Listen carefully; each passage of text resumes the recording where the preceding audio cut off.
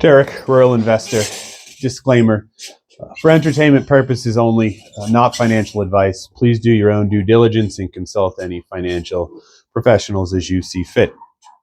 I want to talk about why I think leverage margin investing goes hand in hand with investing for income to enhance our cash flow.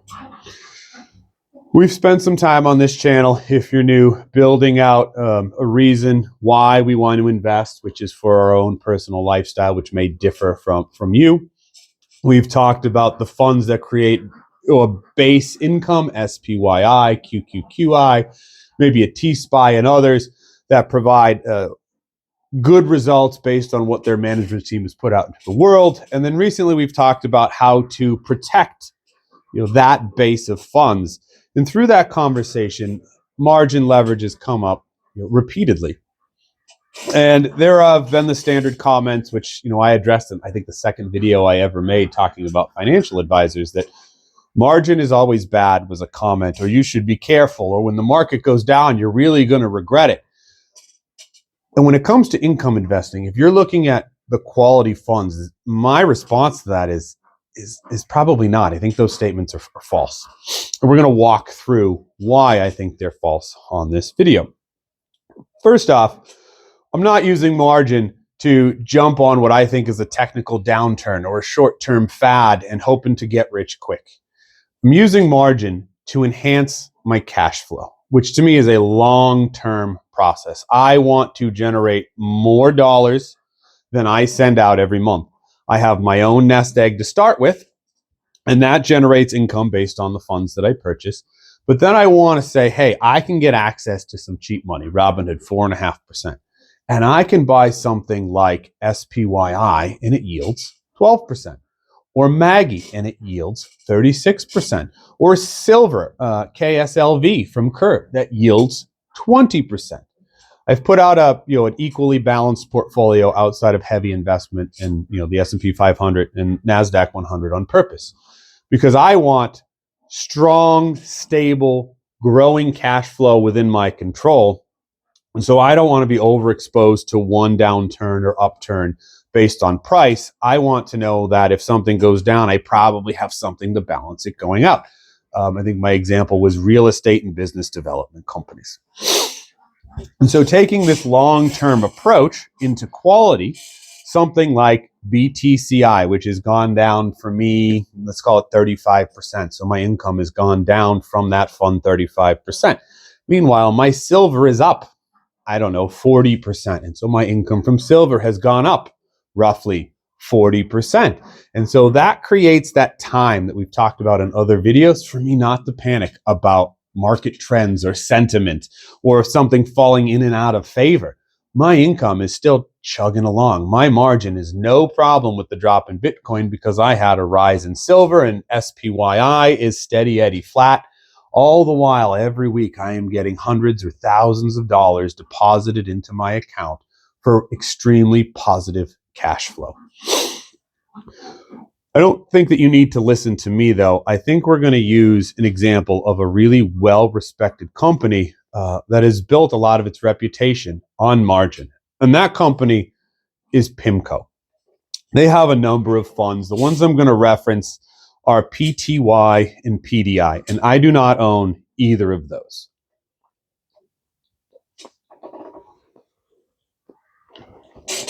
They are income funds. PDI has been around for about 15 years. I think PTY a little bit longer. And they have funds that are older than this. They're closed-end funds.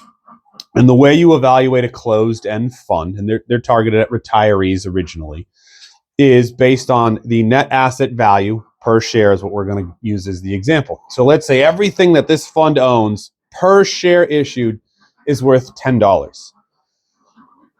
Anything priced below $10 by the market, it says that management team isn't proven, the fund doesn't have a long track record, and it will be priced at a discount. So if everything added up is worth $10 and the price is $9, you would evaluate it and say there's a $10 discount to this closed-end fund.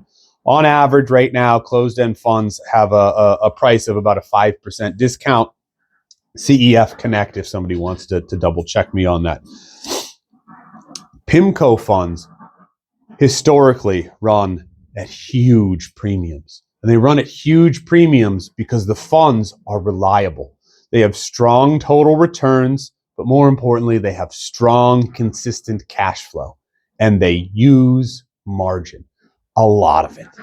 PTY, I think, uses 10%. PDI, I think, is up over 30%. And they have funds all in the middle and even a couple that use more leverage than that. And most of the funds that are popular that have a lot of assets, under management, trade at huge premiums. In fact, I was watching a video, got to be close to a year ago, where one of the PIMCO funds decided to reduce its distribution, not because it couldn't pay it, but because the premium to its price was restricting the amount of new investors who were willing to buy into it. And I would be one of those investors. It was priced so at such a premium that it was more of a risk for me to get in a downturn than it was to just simply buy SPYI for a slightly lower yield, but without that risk of a downturn, because the PIMCO funds will drop near their net asset value in a crash, but they always recover and have this massive premium. And so why would the market pay such a premium for a company's funds that are so leveraged? And the answer is that leverage enhances the cash flow long term. It's a good management team.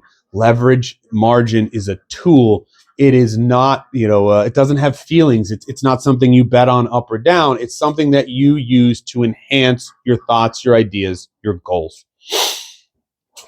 And so I think PIMCO is a great example. One of the funds that I have on my sample portfolio, my intro portfolio, is PFFA.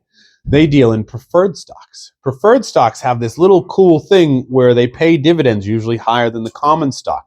But if there's an issue and the common stock dividend or all dividends need to be paused for the health of the company, think the great financial crisis, the preferred stocks, before you can pay, before the common stocks can start issuing a dividend again, have to be paid back. So I might have delayed cash flow, but I will still get my cash flow unless the company liquidates, which is not a common event, right? And so it is a risk, but it's not something. The reason you buy something like PFFA is because they hold hundreds of companies. I think it was almost 200 the last time that I checked. And so one or two going bankrupt is not going to affect your portfolio in any meaningful way, but that guaranteed cash flow is, even if it is delayed. And so when you hear people talk about margin being bad, it should put off some red flags. It should send out alerts of maybe I should ask some questions into why. How do they think that margin should be used? How have they used margin? What has caused them to be so fearful? And then do some research. And when you do that research, what you'll find is there are a lot of quality companies, a lot of quality funds that apply lots of margin long-term to enhance cash flow, to enhance income. One of the things that I use it for, right, is to spread out my portfolio. I set up my nice base that we've been working on. It's heavy NEOS, been working on some Curve and Tap Alpha because the management teams are great.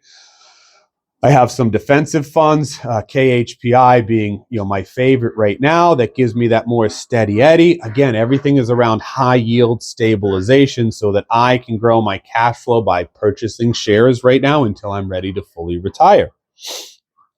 And then margin comes into play because I can take my funds, and in my case, I add about 40% leverage. And the longer you're leveraged, the more cash flow that comes back into your account, and I don't drip, and we'll cover that in another video, the safer and safer you are from that dreaded margin call. But because we're here to generate cash, margin calls aren't that scary. What I would say is don't go all in. Make sure you understand leverage, because you can make choices that get you in trouble.